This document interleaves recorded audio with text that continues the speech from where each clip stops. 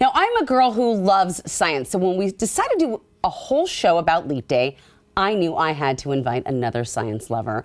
Mama Gone Geek author Lynn Brunelle is back with some cool Leap Day experiences, or just science experience overall, that are Leap adjacent. Leap adjacent. I'm excited to see what you've got here today. What did you bring? All right, so yes, Leap adjacent for sure. I mean, I love to have easy ways in the house to explain to kids what things are. So what leap year is, you know, so I colored a golf ball like the Earth. You made a little Earth. Little Earth. I like it. And here's my sun. And, you know, we know that the Earth rotates around the sun, but it's also tilted, and that's why we have the seasons, right? And so we also just learned earlier, too, that it doesn't take 365 days to do this trip. It does 365.25 days. 0.25. And so that's why we have leap year every 4 years, because I love it adds that. up So to a day. just a couple of balls that'll help explain it. Then my kids would grab it and throw it at me, but that's fine. Exactly, and that's part of the fun, too. So the other thing to do is it's actually kind of cool because you can actually see the shadows change and make your own sundial. Oh. You can make them out of a takeout cup.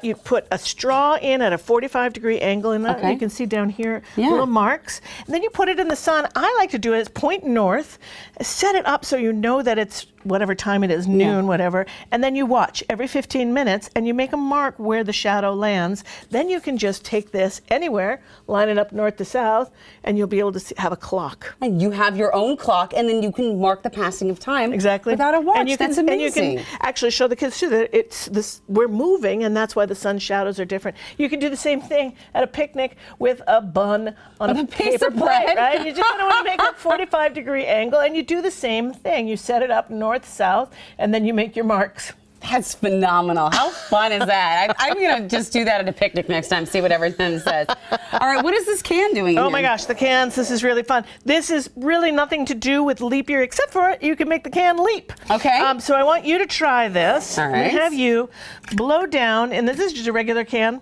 Okay, an empty cup. An empty cup. Okay, and just blow? Just blow down. That's so fun. And the fun thing to do too is with kids is like you can just see if you can get them to get it in the other. Oh, we are so doing this at my house later. That is for sure. You got to make sure the opening is down, or else it won't work. Okay. And that's happening because you're actually infusing air into the cup, which is going inside and creating the air lift, pressure. right? Yep. Taking the air pressure. Yep. So that's leapy. Okay. Now another fun leapy thing to do are leaping frogs. And so what's more fun than leaping origami frogs? Oh, these right? are so cute. And you can do the complicated origami where you, you can fold it, and it's so many steps. I'm not going to go through it but you can use origami paper and do regular, or you can do cheat origami, which actually makes frogs that I think are really super bouncy? Jumper. Ooh. Right, and that's with a business card. So here, I'll show you. Grab a business card, and you fold it down to make an angle. So you fold the top side down so that it goes right like that. Okay. Right. And then you come back and you go across the other side. So you're making the frog face. Okay. Right? Oh, okay. Just like that. I feel you. So it's just pretty easy. This is pretty simple. Yep. And then you got to make your springboard. Okay. Your legs. So you fold towards. Yeah, towards. And then back.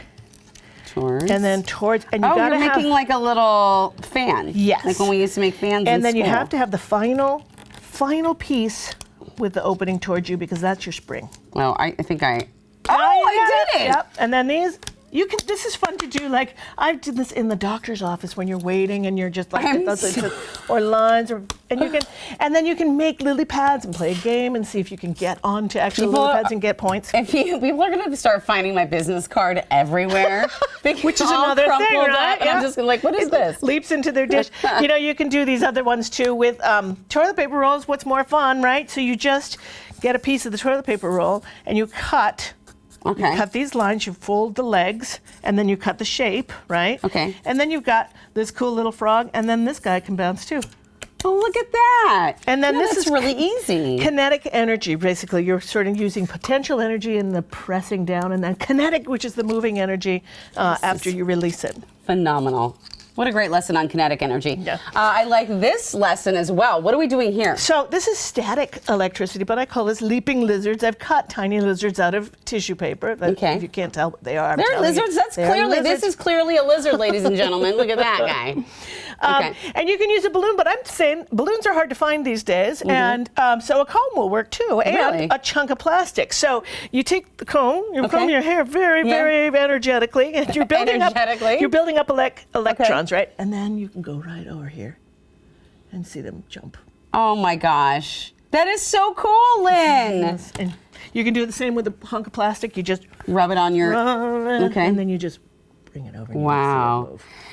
You have so many fun ideas in the books that you have already published on all these things, but I want to talk about, you've got 3 new books coming out this year. I do. I have 3 new books, and they're not experimental books, so to speak, but they are scientific. They're fiction, though, yes?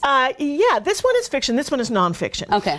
So this one is coming out in March. It's called Haiku Ew, and it's haiku that celebrates the gross, disgusting side of nature. Oh, I love it. It's fun for kids, and then you've got that little hook because the gross things are actually really interesting. Yes. Like, for example, on the cover, the lobster. Did you know that lobsters pee out of their eyes? That I did not know, Lynn, and this is why this is news you can all use. Thank you for that.